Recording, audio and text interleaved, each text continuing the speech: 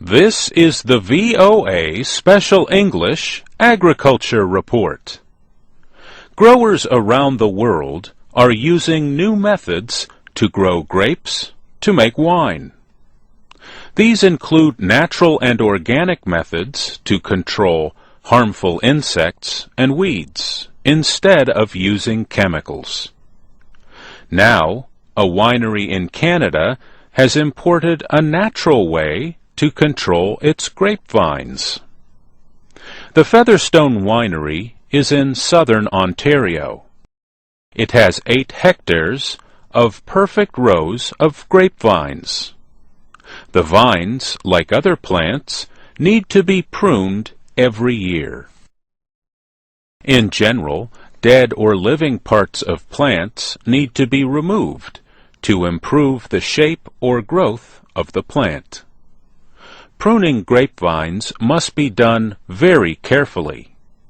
Only a targeted area of the leaves is removed from the lower part of the vines to help the grapes grow better. But at the Featherstone Winery, no man or machine does the pruning. Instead, the job is done by 40 cute little woolly lambs.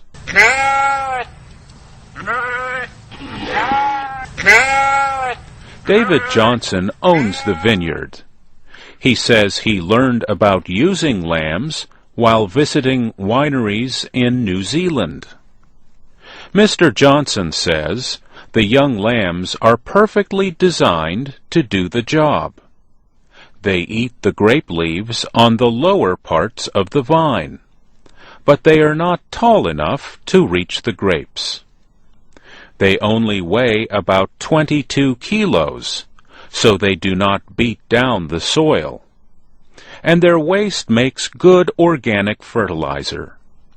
In addition, using the lambs costs much less than hiring workers to prune the vines for 7 weeks in the summer. And when the pruning is done in August, the lambs, well, you might not want to know this part. They become lamb chops. Tasty ones, says David Johnson. He says he had a difficult time finding enough lambs to do the job. There are about 50 million lambs in New Zealand, but there are not nearly as many in Ontario. Also, some organic pesticides are harmful to lambs, and the lambs must be supervised so they do not prune too much. David Johnson says the lambs carry out his environmental ideas about farming. He says the lambs are lovely and peaceful, and he likes having them in his vineyard. People visiting the vineyard also enjoy watching the lambs do their job. And that's the VOA Special English Agriculture Report.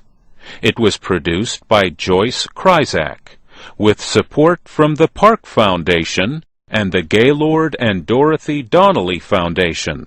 You can hear more stories and subscribe to the daily podcast at environmentalreport.org.